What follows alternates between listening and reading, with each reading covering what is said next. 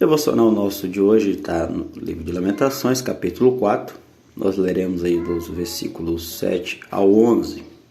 Lembrando que nós estamos com o pano de fundo a destruição de Jerusalém, reino de Judá, e a narrativa aqui, a lamentação, essa poesia hebraica, ela vem em meio aos destroços de Jerusalém.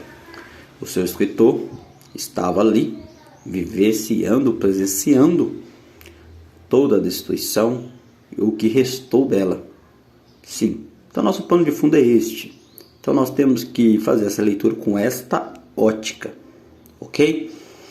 E vamos ver então aqui, do versículo 7 ao 11, tem dois versículos aqui que eu quero chamar a atenção de vocês, que é o versículo 7 e o versículo 8. Vamos lá. Os seus príncipes eram mais alvos do que a neve, mais brancos do que o leite, eram mais ruivos do que corpo, do que os corais, e tinham formosura da safira. Em primeiro lugar, aqui eu quero chamar a atenção de vocês a respeito dessas comparações que é feito nos textos bíblicos. Algo para nós, trazendo para os nossos dias de hoje, que não faz muito sentido essas comparações. Mas quando ele fala que era mais alvo do que a neve, ele está falando da pureza, uma bela aparência, que a neve, ou, por exemplo, o leite, era considerado objetos, coisas nobres. Sim, então eles usavam essas comparações. Então eles estão falando que os príncipes aqui a gente pode ver pessoas de autoridade, ou pessoas de destaque no meio do povo, tanto religioso, como também nós falando de, politicamente falando também, como príncipe mesmo, de reinado, essas coisas assim, tá? Então ele usa aqui o verbo no passado, era o mais alto do que a neve. Então algo tinha acontecido com esses príncipes. No decorrer da leitura a gente vai ver, versículo 8. Mas agora escureceu-lhes o aspecto, mais do que fuligem. Não são conhecidos nas ruas, e a sua pele se lhes pegou aos ossos, secou-se como uma madeira. A gente vê eles comparando muito com a pele aqui, na questão de que uma boa pele, bem cuidada, é bonito. E como naquela época existia muita lepra, que hoje a gente pode considerar como a hanseníase, então a pessoa que não tinha defeito, não tinha mácula, ela sempre se destacava assim no meio dos demais. E nós vemos que já não estava mais com essas características belas. Lembrando que Jerusalém tinha sido tomada e destruída devido ao quê? Devido ao pecado. Então no versículo 7 e 8 nós podemos considerar que esses príncipes aqui, eles não obedeceram à voz de Deus. Eles não seguiram as orientações de Deus.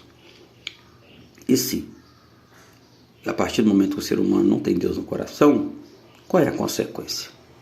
O pecado vai dominar e você estará sujo, imundo com o pecado. Versículo 9.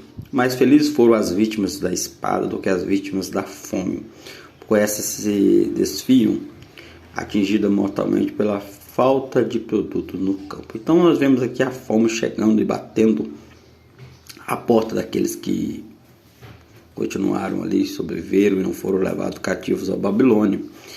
E ele foi muito claro falando que era melhor ter morrido do que estar presenciando aquilo ali. Sim, a fome. Toda guerra tem sua consequência.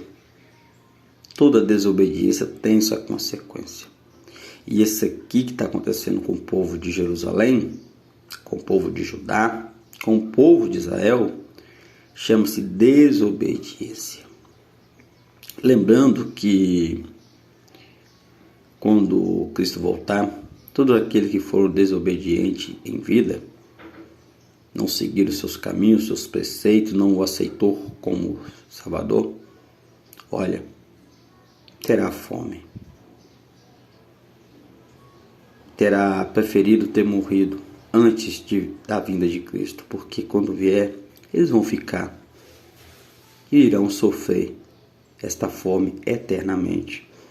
Siga nos versos 10 e 11. As mãos das mulheres, outrora compassivas, cozeram seus próprios filhos, Estes lhe serviram de alimento na destruição da filha do meu povo. Deu o Senhor cumprimento à sua indignação, derramou o ardor da sua ira, acendeu fogo em Sião e consumiu os seus fundamentos. Sim, nós vemos aqui o dia do Senhor.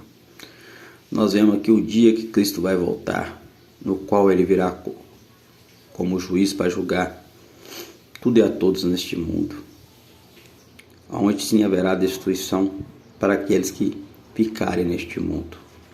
Então, nosso devocional de hoje, eu quero chamar a atenção de você o seguinte: não importa o que você é nesta terra, como os príncipes aqui foram citados, se você é presidente, se você é governador, ou se você é o cara mais rico do mundo, ou se você tem bens e riquezas, não importa.